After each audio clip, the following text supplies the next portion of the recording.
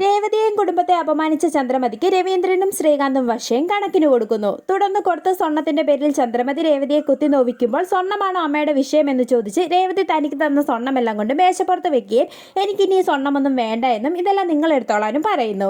ഇത് കേട്ട് എല്ലാവരും ഞെട്ടിപ്പോകുന്നു. ഇതേസമയം അവിടെ എത്തുന്ന സച്ചി കാര്യം തിരക്കുമ്പോൾ നടന്നതെല്ലാം രേവതി സച്ചിയോട് പറയുന്നു. ഇത് കേൾക്കുന്ന സച്ചി ചന്ദ്രമതിക്ക് കണക്കിന് കൊടുക്കുന്നു. തുടർന്ന് ചന്ദ്രമതി താലിമാലയുടെ കണക്ക് പറയുന്നതോടെ മഞ്ഞച്ചേട്ടിൽ കെട്ടിയ താലി രേവതി എല്ലാവരെയും കാണിക്കുകയും താലിമാലയും എടുത്ത് മേശപ്പുറത്ത് വെക്കുകയും ചെയ്യുന്നു.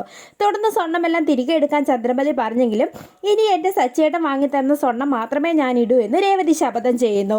ശേഷം രേവതി ചന്ദ്രമതിക്ക് കണക്കിന് കൊടുക്കുന്നു. പിന്നീട് മുറിയിലെത്തുന്ന സച്ചി രേവതിയെ ആശ്വസിപ്പിക്കുകയും നിനക്ക് ആവശ്യമുള്ള സ്വർണ്ണമെല്ലാം ഞാൻ വാങ്ങിത്തരുമെന്നും പറയുന്നു. പിന്നീട് ഭാമയുടെ വീട്ടിലെത്തുന്ന ചന്ദ്രമതി വീട്ടിൽ നടന്ന പ്രശ്നങ്ങളെല്ലാം ഭാമയോട് പറയുകയും സച്ചിനെയും രേവതിനെയും ഉടനെ തന്നെ ഞാൻ വീട്ടിൽ നിന്നും പുറത്താക്കുമെന്നും പറയുന്നത് കാണിച്ച് എപ്പിസോഡ് അവസാനിക്കുന്നു.